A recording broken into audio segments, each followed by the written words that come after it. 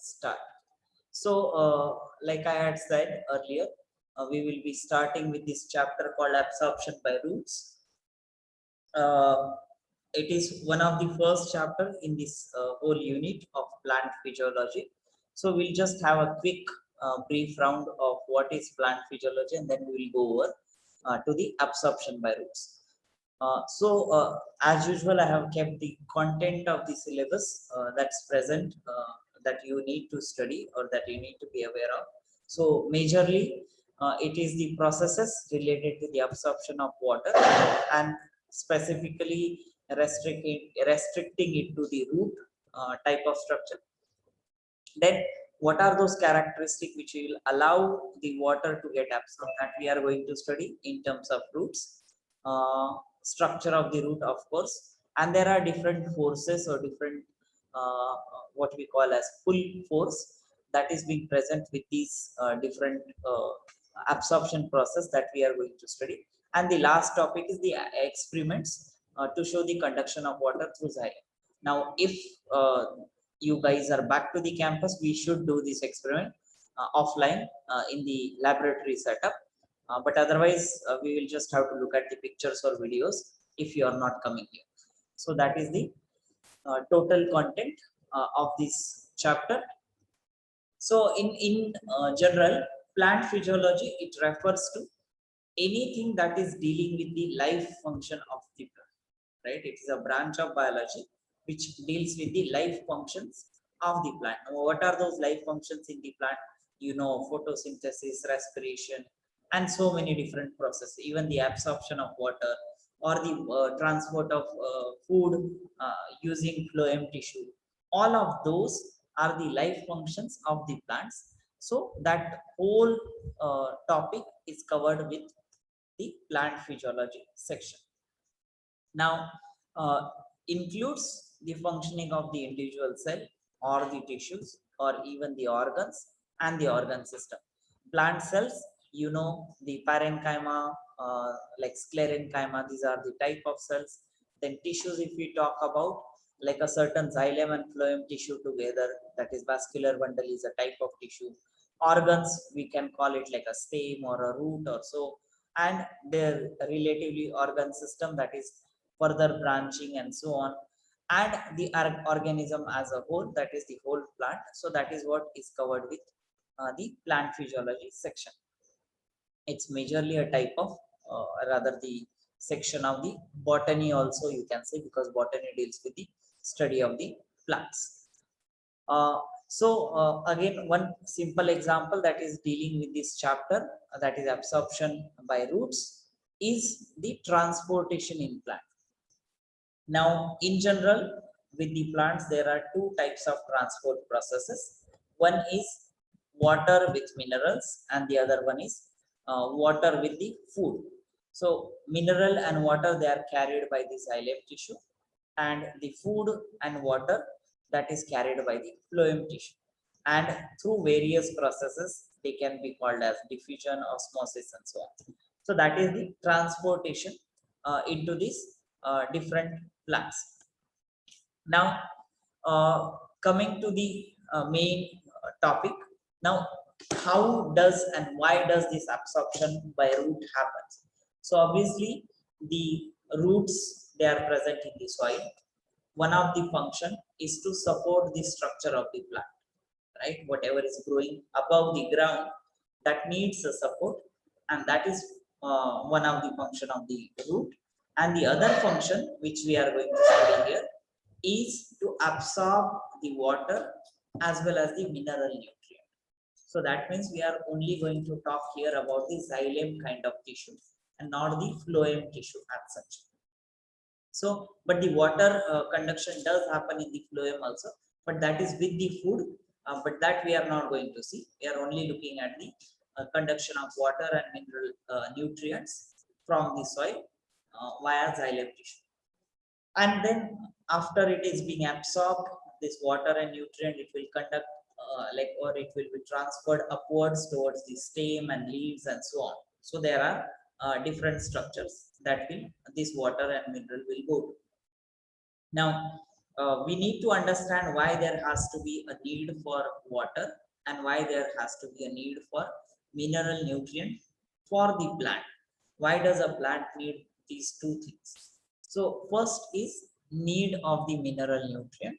So you already know these many of these concepts, but just we will be revising quickly. That is, minerals, they are required by the plants and they are absorbed by the root from the soil.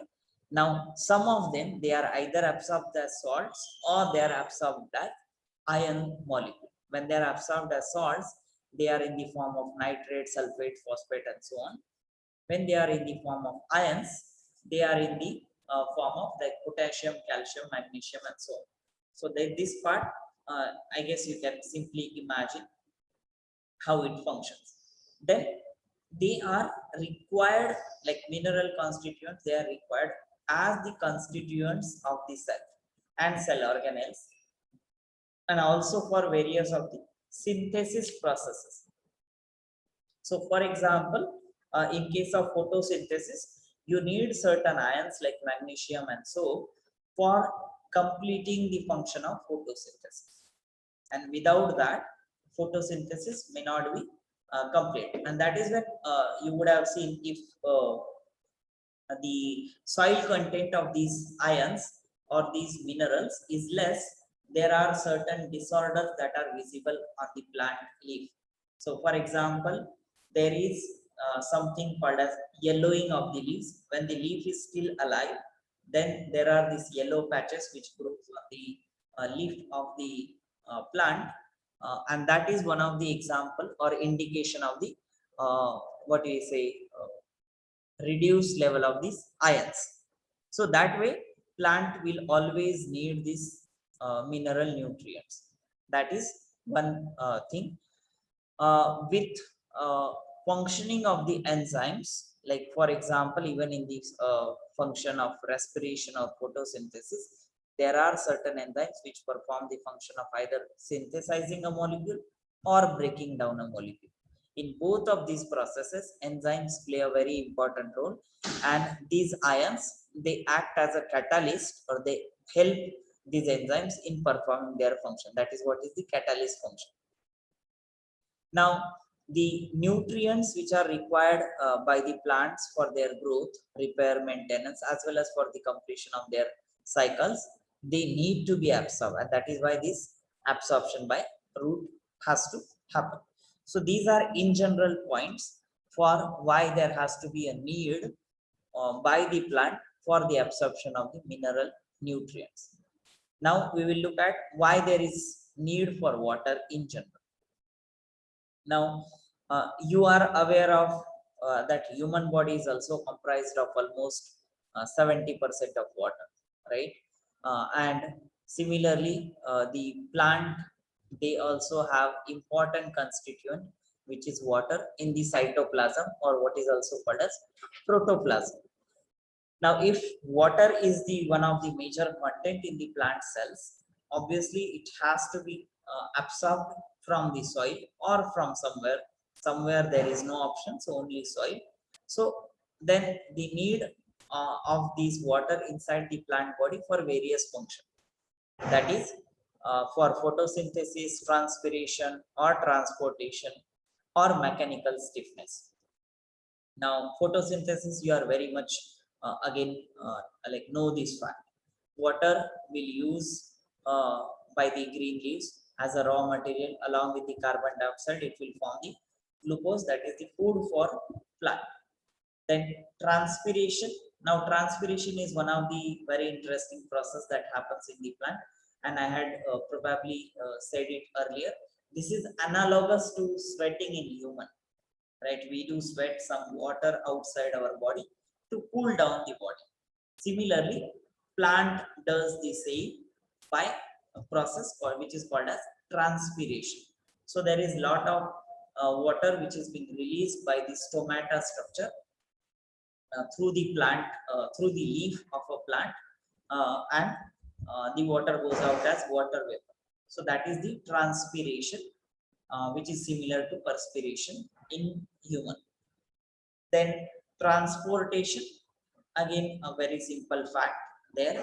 to transport different minerals or to transport different food molecules like sugar. Sugar does not literally mean the sugar that we eat, but sugar means carbohydrate. So those type of molecules, they need to be transported to different parts of the plant. And the last and most important is the mechanical stiffness. Does anyone know how the mechanical stiffness will be given to the plant? By absorption of water or by presence of water? Can anyone say this? How does the mechanical stiffness is generated? Water freeze. No. If water will freeze, then No, but because when it's no, you frozen, can it's say it. stiff, That's right? okay. Yeah, correct. But then that is not the reason. Dita, do you want to say it? What, sir? No. Are you sleepy? Yeah, sir. I'm sorry if I'm adding to it then. Laksh. Mr. Laksh is absconding. Oh, okay. Ratul. Yeah, sir. I think this is because when excess water is, absorbed by the thing, like it pushes on the surrounding, right? So it becomes like turgid, I think. Yeah. So what is this turgid? Like yeah, let's say there's a what I it's hard to explain, but let's say there's a watering pipe and you switch on the water, so yeah. Okay. Sumed, do you want to try it? Yeah, I think it's kind of similar. Like the pressure the water exerts, like on the sides of the cell wall, if I can say, inside the cell, maybe. So like it swells up or something. Right. So let's say, let's take an example of a plastic bag, right? And we are going to fill water inside the plastic bag till they are completely tight. Tight in the sense their outermost wall is completely like distended or extended to the maximum possible capacity. And that particular situation is called as turgidity. So even within the cell, when you fill water inside the cell, not you fill the water, but when the water is getting absorbed inside the cell to the maximum capacity of the cell to allow that much water to enter inside, that particular stage is called as turgidity. Now imagine all such turgid cells you are putting in a certain structure of the plant, let's say a stem or so. So that is holding all these very tightly distended cells in a particular structure. So that will ultimately create a very hard structure, right? Again, in simplest term, if you put those very completely filled plastic bags in one pipe-like structure, and then you press it, it is going to make it like an erect structure or a very sturdy structure. So that is something like a mechanical stiffness given to the plant tissues by this turgidity phenomenon. We will see this in detail again later, but as of now, so the mechanical stiffness is given by the turgid phenomena or the turgidity of the cells. So these are the different reasons why the water is required. Otherwise, imagine if there is no mechanical stiffness or if there is no water in either of these situation, the trees wouldn't have been able to stand straight. They would be like like zigzag structures which is hanging around, and you just pat a tree and then it will fall on the other side. So like that. So that doesn't happen because of this mechanical stiffness. Okay. Now, so this is what we had looked at, why there has to be need for water and why the mineral nutrients has to be there. Now, what are those structures which are taking away the water from the soil and also the mineral nutrients? So that is root. So then what characteristic of these roots make it happen? So these are three main characteristics, that is surface area of the root, then the root hair structure, and the thin walls of the root hair itself. So these are the three main characters which will allow the roots to absorb more and more water. Now let's look at the first one, that is surface area. Simplest rule of physics, more the surface area, more the absorption, right? So it is as simple as that. So if you look at this diagram which is shown at the bottom of the slide, there is this root and it is branching further with these different root hairs, that is the small root hair, which are actually hair like structures. So if you ever got a chance to look at the actual roots, you have branches of the roots, and on those branches you have tiny hair like growth, that is nothing but the root hair. And those root hair, the main function is to increase the surface area. Imagine you just have branches, and on top of those branches you have this smaller branching of the root hair. Obviously it is going to increase the surface area. So that is what is the function of this root hair. Yeah. Then the second point, that is the presence of the cell sap in the root hair. Now cell sap is something, so before I go into this whole description, so you know there is a plant cell. Within the plant cell there is cytoplasm, and within the cytoplasm there is a vacuole like structure. Because it's a plant cell, it has a vacuole structure, and vacuole again has certain water molecule or food or minerals which are stored inside the vacuole. I hope you remember the function of vacuole and so on. So plant cell has cytoplasm which has vacuole and of course other structure, and vacuole will have water, minerals and food, whichever is in excess, that is extra. So these content of the vacuole, whether with water or whether with minerals or food, that is called as cell sap, and of course the cytoplasmic content as well. So the cytoplasmic as well as the vacuolar content, they are together called as cell sap. So cell sap is non-living content of the vacuole and the fluid manufactured by the cytoplasm of the living plant cell.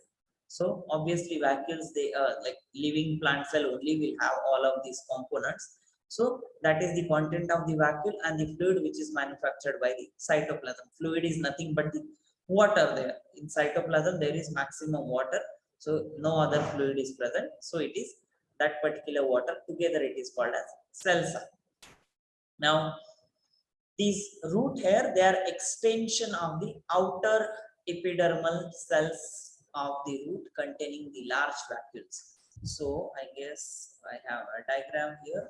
So if you look at this root, which is shown as one of the branch, and this is the root hair structure. These two are yet to grow completely into a root hair structure, but this one is completely grown root hair, and this is the vacuole structure, and this will have your cell sap, right? So that is what it is being said. The root hair, these are the extension of the outer epidermal cell. Now when this is the root hair is about to grow like this, right?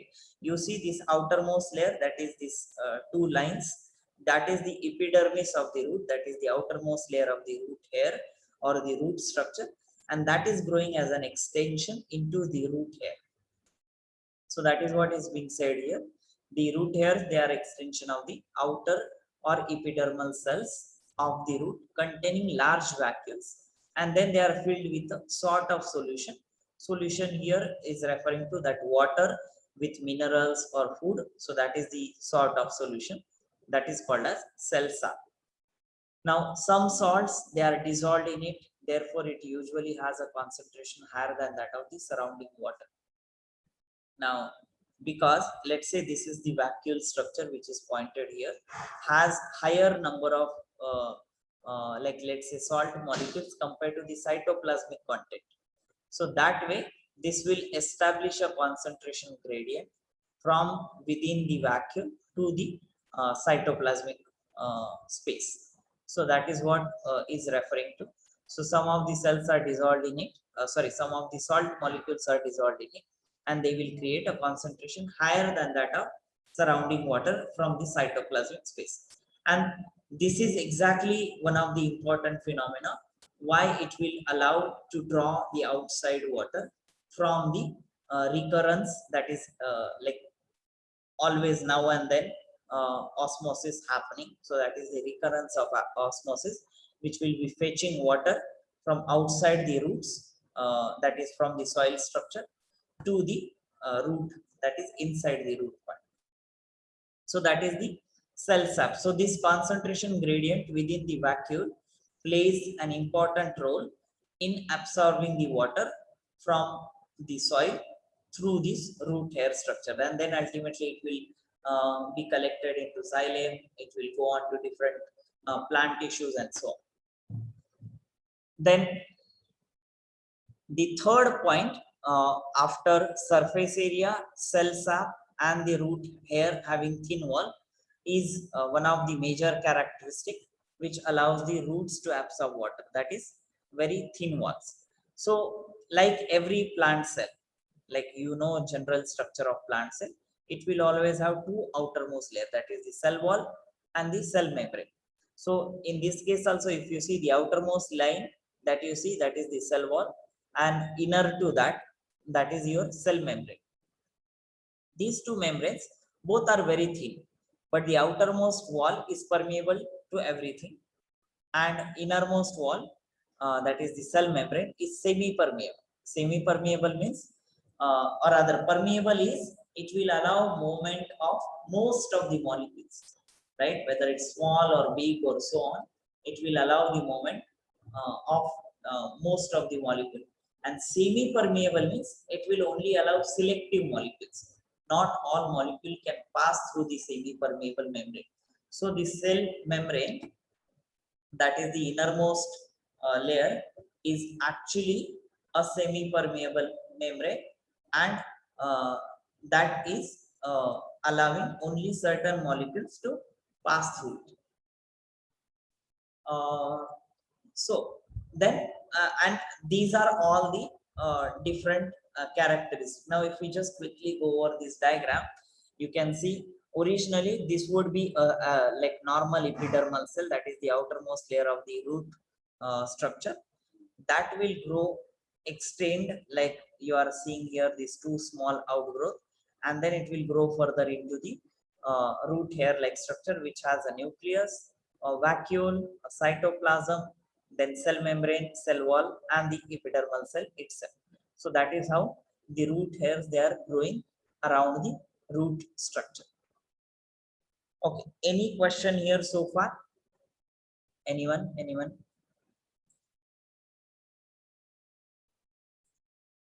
And I will stop a little early because this content and also the last period of all of us. So we will stop a little early than usual. So please bear with me for the rest of the time.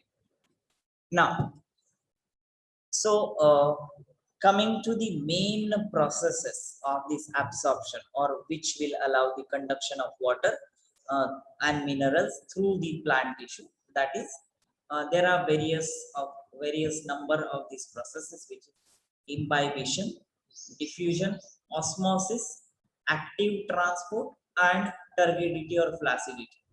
This is a very specific phenomena in case of plant cells, which we are going to see much in detail. But diffusion you might have heard earlier. Osmosis, same. Active transport, I'm not too sure if you have heard it earlier, but some context you should have. Imbibition and turgidity, this should be kind of new to you. So going over the first process, that is imbibition. But again, before I go into all of this description, which is more technical, let me tell you how does imbibition happen. So let's say you take certain seeds and soak it in water. What usually happens to the seed is the covering of the seed, it swells uh, like really a lot, and the seed also swells a bit. Or another example, and simplest, and even you can imagine, that is, everyone knows sabudana, right?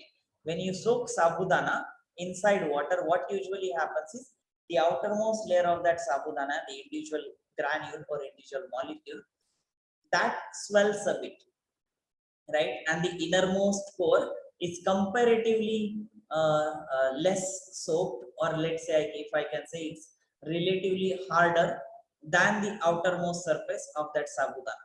So that phenomena is exactly like imbibition. That is, only a surface is completely dissolved or solubilized, or what we say, soaked in water, and the inner core is not much affected. That is something like imbibition.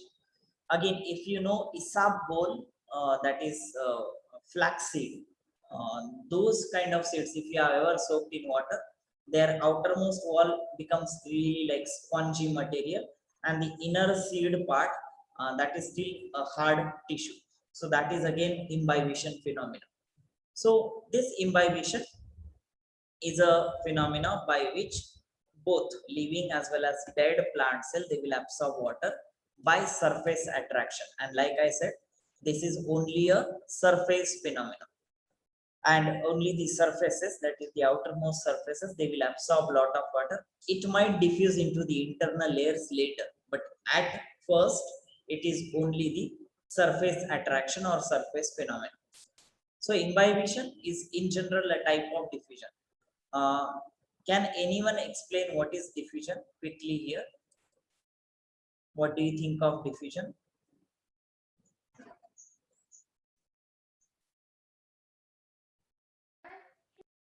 Like amoeba particles. Sir, I think it's the movement of solute particles from a lower concentration to a higher concentration, or it may be reverse also. I forgot. Uh, like, can you give an example instead?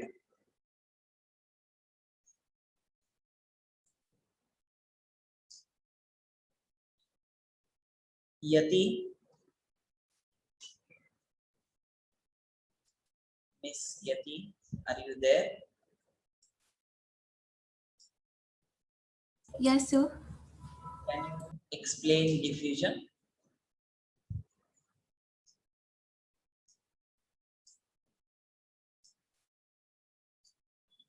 Yes, no. Yeah, sir. Diffusion, right? So I guess from from higher concentration to lower concentration. No?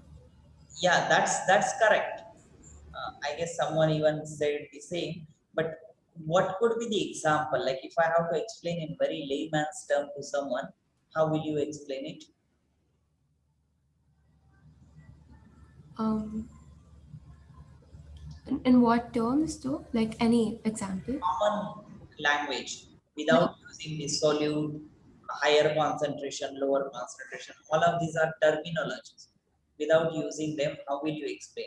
Do you know any example of it which we see in Sir, daily life?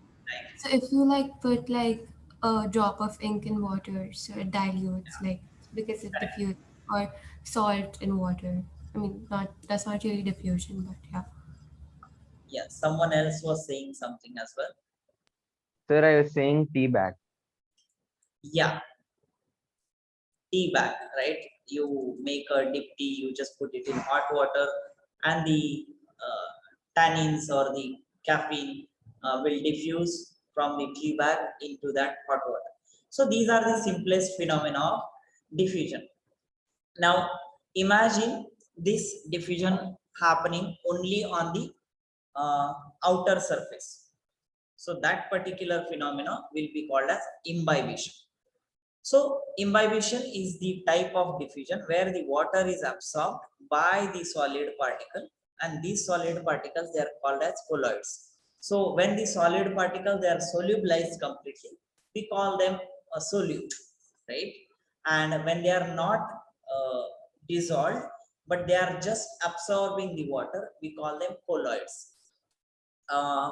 Simplest example of colloid would be like again, if you have seen make process of making rice, like a plain white rice at home, and if you add a little extra water, like decantation method of rice cooking rather, so in that case the starch is dissolved in that upper portion of the water, and then that particular solution is actually a colloidal solution, because starch is not completely dissolved there, and that's why you see a whitish water.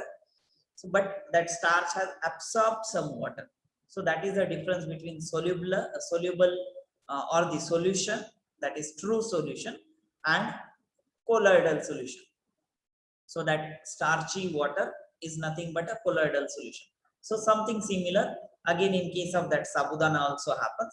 It will absorb lot of water, but it will not solubilize, but it will just become little soggy.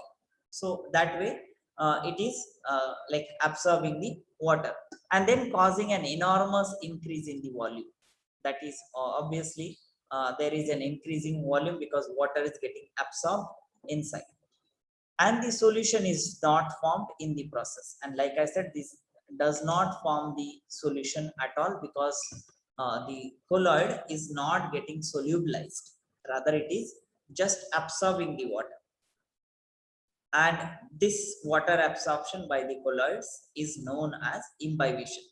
You might want to remember this terminology colloid, because it is very much relevant in physics also, or even in chemistry, where you study these types of solution. That's where you will remember this colloid in nature. And colloids, why do they absorb water? Because they are hydrophilic in nature, so they are water loving components, so that's why they will so all the colloids, or all the molecules which undergo the process of imbibition, they are colloids and they are hydrophilic, so that's why they will absorb water.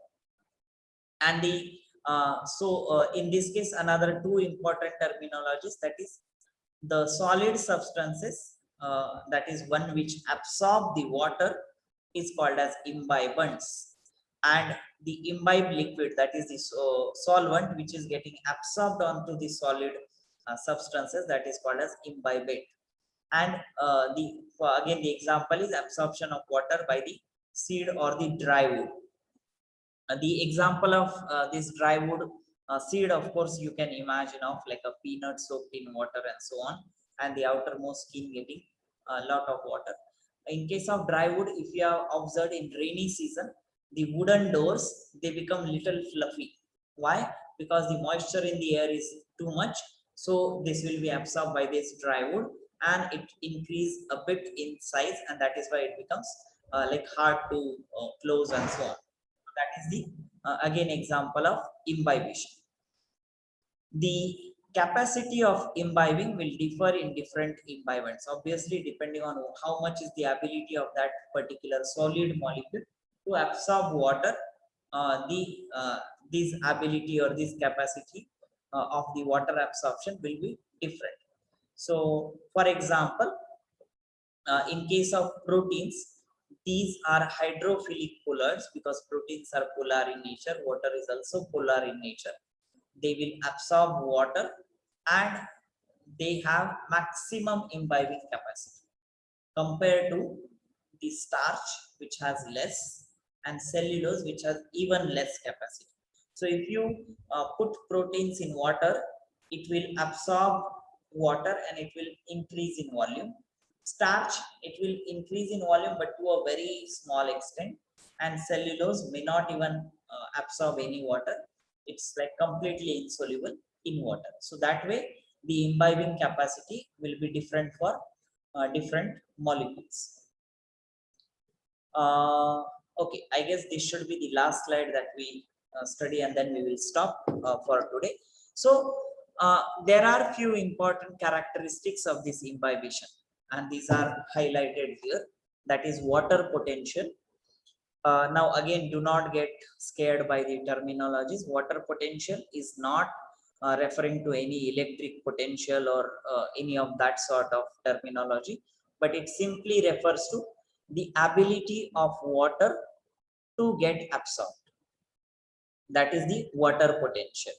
Like for example, if you have a seed which is soaked in water, how much of that water is allowing that or how much of that water is going inside that seed, that is nothing but the water potential. Again, I will not go into this technical terminology that it is negative and zero potential and so on. You can forget that. We are going to study this complete phenomena later as a whole topic. So as of now, you can just remember water potential is the ability of water to penetrate inside the colloid or inside that solid particle. Then the second characteristic is increase in volume. Obviously, it is going to absorb water, so it is going to increase the increase in volume. So that is very clear. Third characteristic, why does the water penetrate or get absorbed at first point, is because of the gradient. At some place there is higher water, at some place there is lower water. So the water is obviously going to go along the concentration gradient, and that is what is called as water potential gradient. So that is the ability of water from higher concentration of water to the lower concentration of water. So that is the water potential gradient.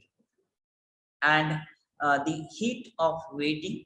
Now in this case, now you can simply imagine if something is absorbing water, whatever was the inner heat content of that particular solid particle is going to be released, right?